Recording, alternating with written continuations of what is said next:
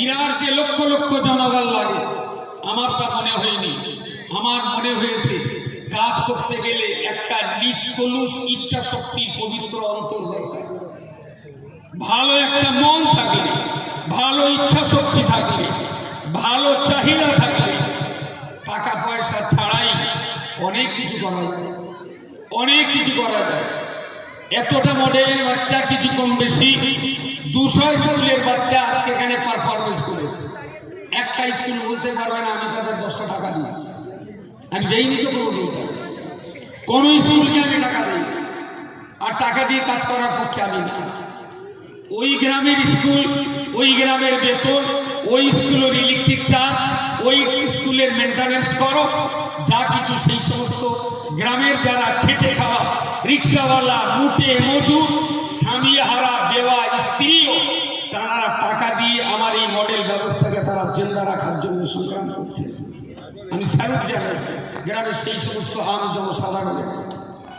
আমি শেষ কথা বলছি, খেয়ে না খেয়ে দাঁতে দড়ি দিয়ে শীতের কম্বলের অভাব হোক, খাবার গোষ্ঠের অভাব হোক, ঘরের চালে পানি পড়ুক, দিনের বেলা ঘরের ভিতরে রৌদ্র আর বৃষ্টি পড়ুক, যত গরিবতা, যত অভাব, যত অনটন, যত কষ্ট যাই হোক না কেন শপথ গ্রহণ করুন, বেঁচে থেকে খেয়ে না খেয়ে যদি বাচ্চাদেরকে লেখাপড়া শেখাতে পারি তবেই জানবেন জীবন খাতার প্রতি পাতায় লিখে যাব আলপনা, আমার লেখা কইবে কথা যেদিন আমি থাকবো না।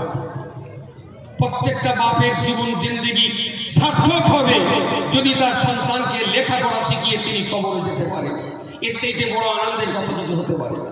কত ইট ভাটা, কত জলকর, কত টাকা, কত অ্যাকাউন্ট, কত জমি, কত ফ্ল্যাট কি রেখে আপনি মরছেন আমার দেখার কোনো দরকার নেই। আপনার বাচ্চাটাকে কতটা শিক্ষা দিতে পেরেছেন এটাই হলো বিবেচ্য বিষয়। গরু ছাগল স্কুলে যায় না, বিড়েল কখনো পাঠশালায় যায় না, বাঘ কোনোদিন কোনো প্রাইভেট টিউশন নেয় না, হনুমান কোনোদিন স্কুলে পড়তে যায় না, বাদল কোনোদিন চক ডাস্টার নিয়ে +2 হোল স্কয়ারের ফর্মুলা লেখে না।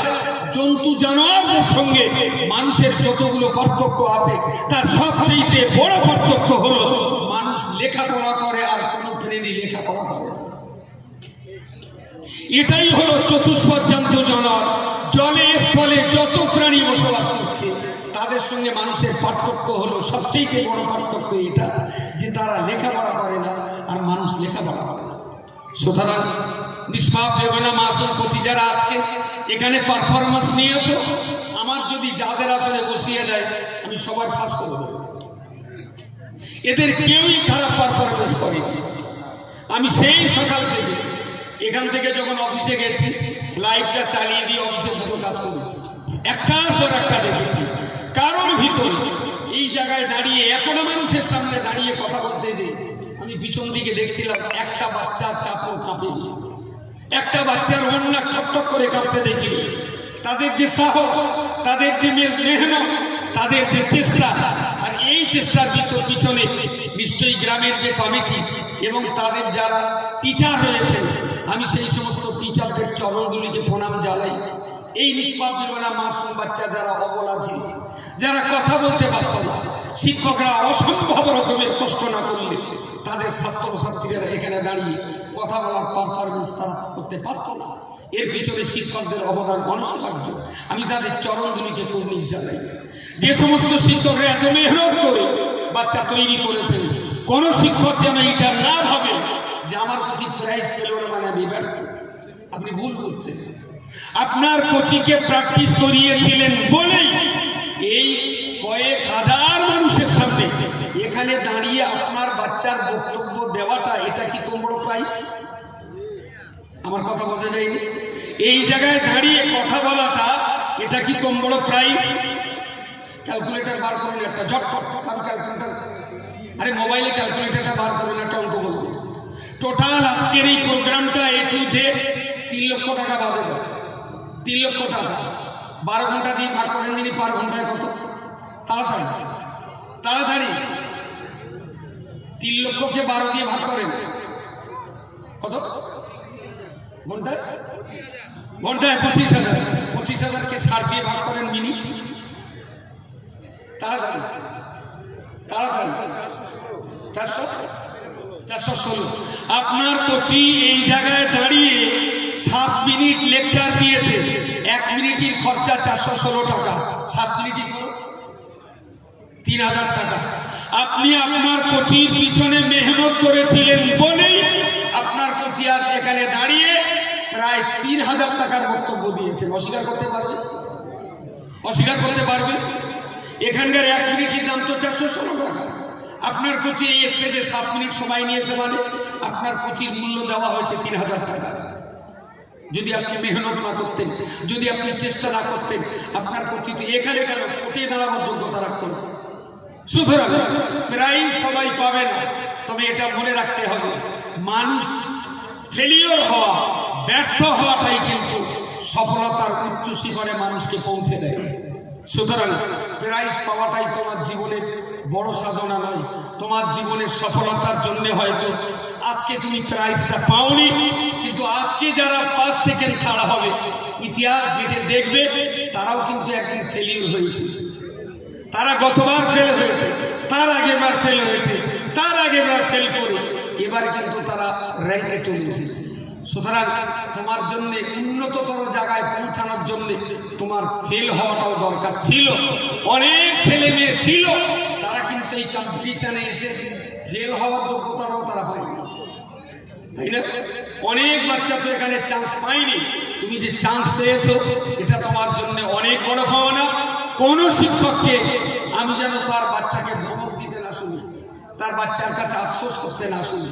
ওকে কোলে তুলে চুমা দিয়ে আদর করে বলবেন, আরে তুমি প্রাইজ পাওয়ার না পাও, তুমি যে এই স্টেজে দাঁড়িয়ে কথা বলেছো, আমি তোমার শিক্ষক হিসেবে এটা আমি তোমার কাছে ঋণী। সুতরাং প্রত্যেকটা শিক্ষক বলছি, খবরদার আমার কোনো একটা ছেলে একটা মেয়েকে যেন মানসিকভাবে কষ্ট দেবেন না।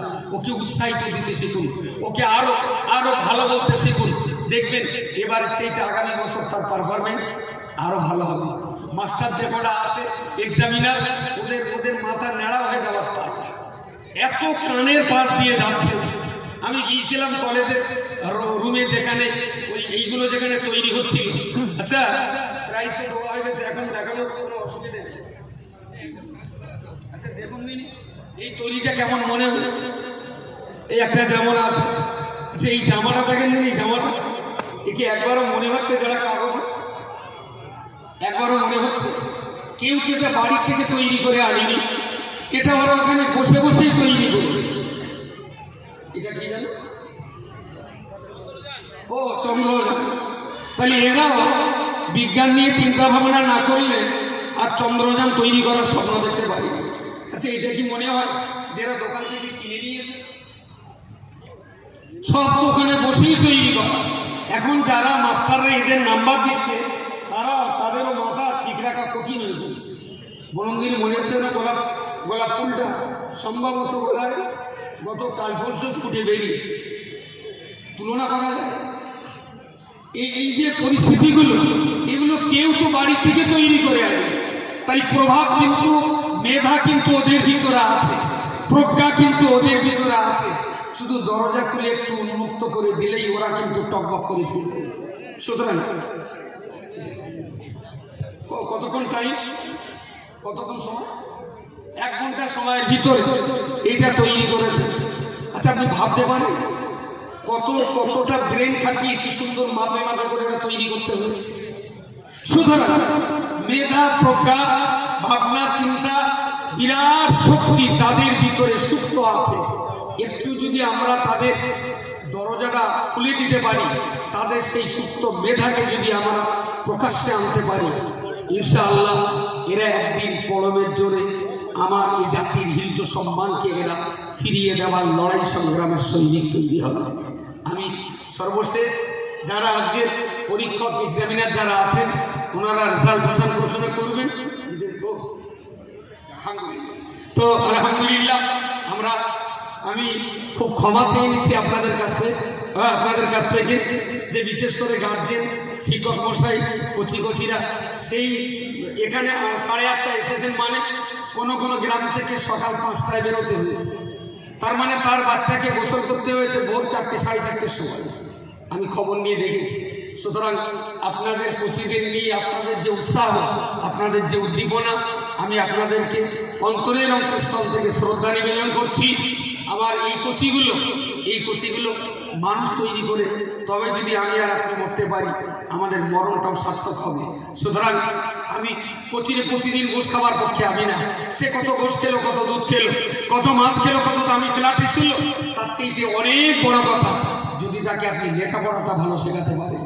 পার ডে ওর খাওয়া দাওয়ার প্রতি যদি 100 টাকা বাজেট থাকে, আমি বলছি আপনার কোচিকে মানুষ করার জন্য, লেখাপড়া শেখার জন্য 300 টাকা বাজেট থাকে, তাহলে আপনার কোচিটা একদিন মাথা উঁচু করে দাঁড়াতে পারবে। আলহামদুলিল্লাহ আমাদের আনিসুর রহমান ভাই একেবারেই তার বুকের উপরই এই প্রোগ্রাম। সকালে এসেছিলেন, আমি তখন তার দেইনি, কোনো কিছুই দেইনি। আমি বলেছিলাম আপনার সব আপনাকে আবার আসতে হবে। উনি এসেছেন সব কিছুর আগে। আনিসুর ভাইকে একটু ফুল আর যেটা যেটা করতে হয় একেবারে সামনে চলে আসেন, একদম সামনে। আমরা অত্যন্ত আনন্দিত, অত্যন্ত আপ্লুত যে অত্যন্ত ব্যস্ত মানুষ তিনি